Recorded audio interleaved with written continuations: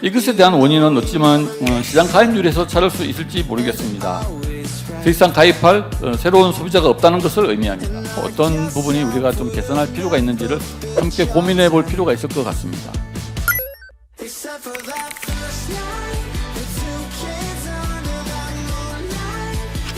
네, 안녕하십니까. 저 보험연구원의 김석영입니다. 사실 우리나라 보험 산업은 현재 인구 감소와 인구 고령화 그리고 시장 포화로 어려움을 겪고 있습니다.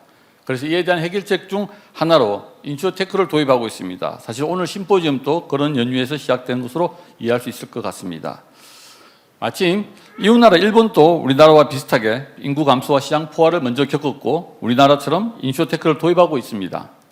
따라서 오늘 일본의 인슈어테크 시장 현황을 한번 살펴보고 시사점을 찾는 것은 우리나라 보험산업 발전에 조금이라도 도움이 될 것이라고 생각합니다.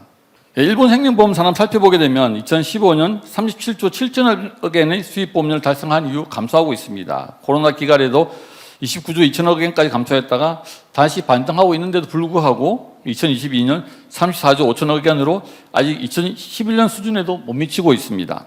이것에 대한 원인은 어찌만 시장 가입률에서 찾을 수 있을지 모르겠습니다. 1994년 95%라는 놀라운 가입률을 기록한 이후 감소하기 시작하여 지금은 약 90% 수준에 머물고 있습니다. 더 이상 가입할 새로운 소비자가 없다는 것을 의미합니다. 어찌 보면 우리나라 보험 시장과 유사한 면을 찾을 수 있습니다. 일본은 이에 대한 해결책의 하나로서 인슈어테크가 보험업계의 과제를 해결할 것으로 또 기대합니다. 보험회사, 고객, 판매자 모두의 어려움을 해결할 수 있을 것으로 전망하고 있습니다. 여기서 인슈어테크는 아시다시피 보험의 인슈어런스와 테크놀로지 합성어입니다. 그렇지만 이에 대한 정의는 다양하게 존재하고 있습니다.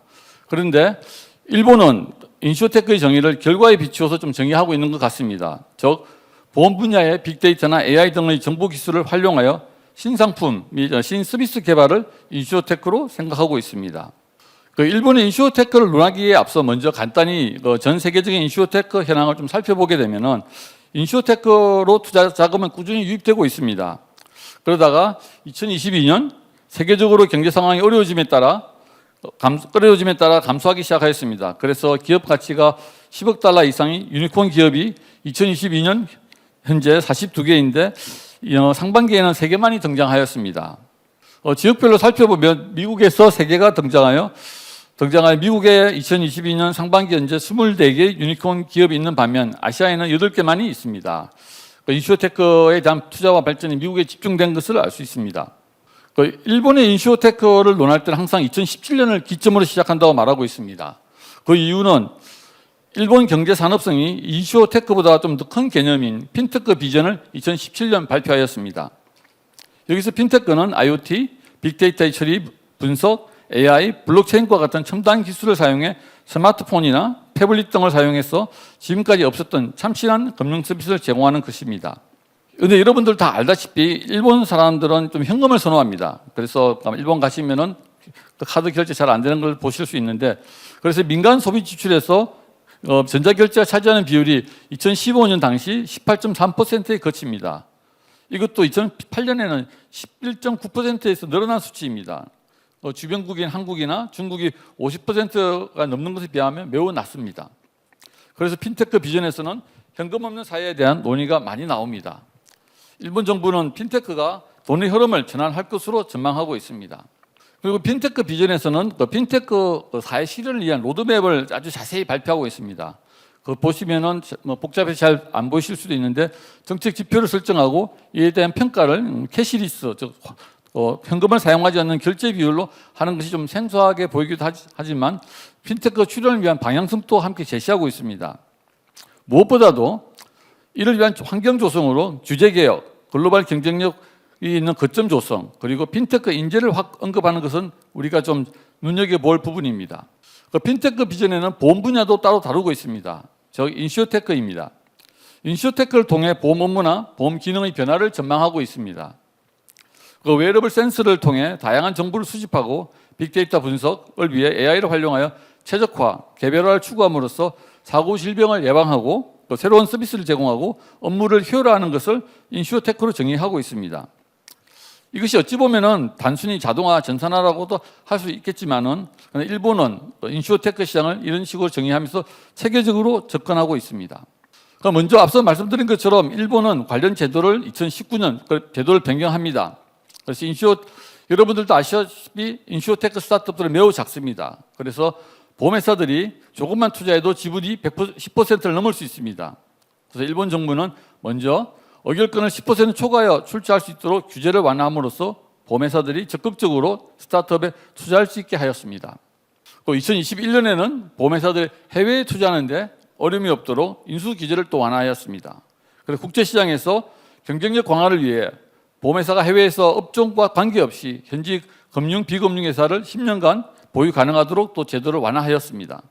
그래서 현재 일본은 해외 인슈어테크 시장에서 큰 손으로 등장하고 있습니다. 일본은 2017년 핀테크 비전 이후부터 인슈어테크 시장이 성장하기 시작하였습니다. 기존의 생명보험사가 제공하지 않은 새로운 보험 상품 서비스의 개발과 업무의 효율화, 고도화를 지원하는 IT나 스타트업에 초점을 맞추어서 해당 분야 진입 사업자의 매출 기준을 계산해 봤을 때 일본 인슈어테크 시장 규모는 2019년까지는 굉장히 완만하게 성장을 이룹니다. 그러다가 건강 수명 유지를 위한 서비스를 제공한 스타트업과 협업한 건강정진형 보험 판매 등으로 인슈어테크 시장은 느리게 성장을 시작하였습니다. 그러나 2019년 여러분 알다시피 코로나 사태로 인하여 비대면이 확산되면서 빠르게 성장하기 시작했습니다. 그래서 2017년 600억 엔에 불과했던 인슈어테크 시장 규모는 2022년 2,470억 엔으로 성장하고 올해는 2,830억 엔으로 될 것으로 전망되고 있습니다. 인슈어테크의 발전 동향을 좀 살펴보게 되면 2017년 초기에는 보험금 부정수급 분야에서 또 보험상품 개발, 컨설팅 영역으로 확대합니다. 특히 대형보험회사와 외국계사가 좀 다른데 대형보험회사는 2019년 이전까지는 건강정진형 보험, 즉 기존 나이를 기반으로 보험료가 산정되는 것과 달리 건강진단 결과 및 건강 데이터를 바탕으로 보험 가입자의 건강 상태와 건강 정진의 노력 정도에 따라 보험료가 변동하는 상품 개발에 인슈어테크를 활용합니다. 그리고 2019년 이후에는 질병의 중증화 예방 프로그램을 위해 헬스케어 스타트업과 협력하는 방향으로 인슈어테크를 활용합니다. 반면에 외국계 생명보험회사는 2019년 이전까지는 질병관리 프로그램, 즉 질병관리 활동에 참여해서 실제 행동 변화를 촉진하고 이상이 발견된 경우 최적의 의료 서비스를 안내하고 해당 보험금까지 지급하는 토탈 패키지 관련 프로그램에 인슈어테크를 활용합니다. 2019년 이후에는 건강정진형 상품과 스마트폰을 활용한 예방관리 프로그램에 인슈어테크를 활용하기 시작합니다. 국내 대형사 모두 다 토탈케어 보험 상품에 인슈어테크를 활용할 것으로 예상되고 있습니다. 실제 사례를 살펴보면 히마와리 생명의 경우 인슈어헬스를 통해 성장을 추구하고 있습니다. 단순히 사고가 나면 보험금을 주는 것이 아니라 스마트폰을 활용해서 보험과 건강 양쪽에서 가치를 체험할 수 있는 서비스를 제공하고 있습니다. 일본에서는 인슈어테크를 통해 새로운 형태의 보험 상품들이 나오고 있는데 대표적인 것이 P2B 보험, 온디맨드 보험, 그리고 텔레매틱스 보험입니다.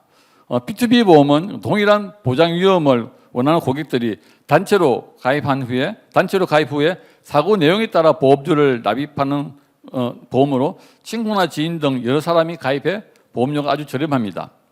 온디맨드 보험은 말 그대로 수요에 기반한 보험으로 원하는 보장 항목에 대해 필요한 시간만 가입하여 보장을 받을 수 있습니다.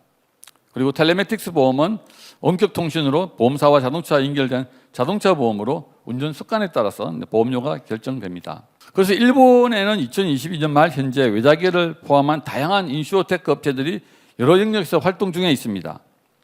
반려동물이라든지 상품 개발, 모집, 고객 서비스, 계약 관리, 디지털 솔루션 등 다양한 분야에서 활동 중에 있습니다.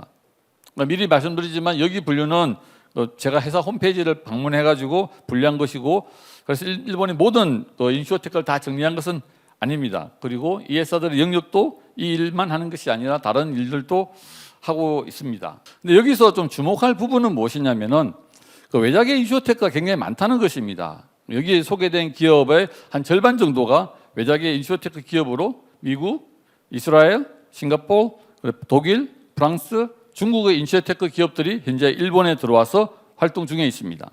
이 중에서 인슈어테크 한 두 개를만 간단히 살펴보게 되면 먼저 저스트 인 케이스라는 P2B 보험회사입니다.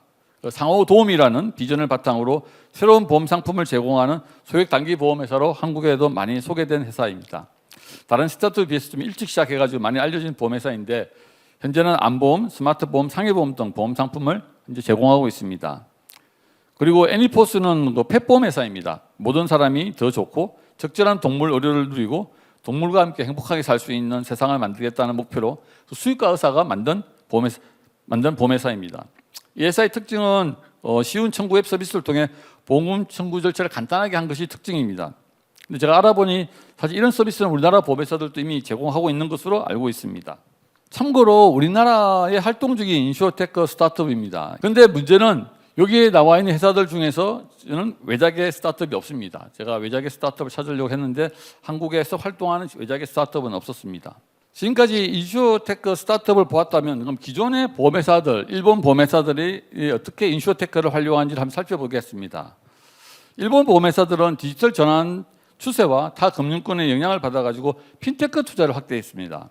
특히 앞서 말씀드린 것처럼 2019년 보험업비 개정이 추진되면서 스타트업 투자를 확대하고 그리고 해외 투자도 확대했습니다. 그래서 앞서 핀테크 비전에서 말씀드린 것처럼 동경이나 이스라엘, 실리콘밸리 등의 글로벌 이노베이션 랩을 구축하였습니다. 그리고 영국, 싱가포르, 이스라엘 등의 해외 인슈어테크들에도 출자하거나 또 인수함으로써 해외에서도 대형 투자자로 통하고 있답니다. 일본 보험회사들이 해외로 나갔을까 생각해 봤는데 아마 기존의 일본 시장이 포화되어 가지고 큰 이익이 없다 판단하여 해외로 나간 것이 아닌가 하는 생각이 들고 마침 일본 정부가 규제 완화로 이를 지원해 줌에 따라 해외로 쉽게 진출한 것 같습니다. 그러나 일본의 인슈어테크 발전에도 장애인이 있습니다. 먼저 시스템 전환입니다. 여러분들 다 알다시피 보험은 굉장히 보수적이고 장기적인 산업이다 보니 현재의 전산 시스템이나 여러 경영 시스템이 쉽게 이렇게 전환하지 못합니다. 그리고 AI 기술 활용 면에서도 아직 기준이 명확하지 않아 업무를 아웃소싱할 경우 기존 보험업법을 위반할 소지가 있습니다. 여기서 말하는 것은 일본 보험업법입니다. 일본의 보험업법을 좀 찾아봤더니 아웃소싱할 경우 보험업법을 위반할 수 있다는 부분이 좀 찾아볼 수가 있었습니다. 그리고 이거는 전 세계적으로 비슷한 이슈인데 그 빅데이터 분석을 위해서는 정확한 정보 수집이 굉장히 중요합니다. 앞서 기조연설에서도 정보 수집에 대한 이야기가 많이 나왔었는데 정보 수집 어려움이 있었고 거기다 그와 함께 개인정보 이슈가 존재하고 있어서 그런 부분이 어려움으로 존재하고 있습니다. 그리고 마지막으로 가장 중요하다고 생각되는 부분은 전문 인력 확보 문제가 있습니다. 기술 전문가들은 사실 복잡한 보험을 쉽게 이해하지 못합니다. 그리고 또 보험 전문가들은 IT 기술을 잘 모릅니다. 그래서 기술과 보험 모두에 익숙한 전문 인력이 부족한 것은 앞으로 인슈어테크가 발전하는 데 가장 큰 걸림돌로 될 것으로 예상되고 있습니다. 일본의 인슈어테크 현황을 살펴볼 때 우리가 몇 가지 시사점을 좀 찾을 수 있을 것 같습니다. 먼저 핀테크 업체에 대한 투자입니다.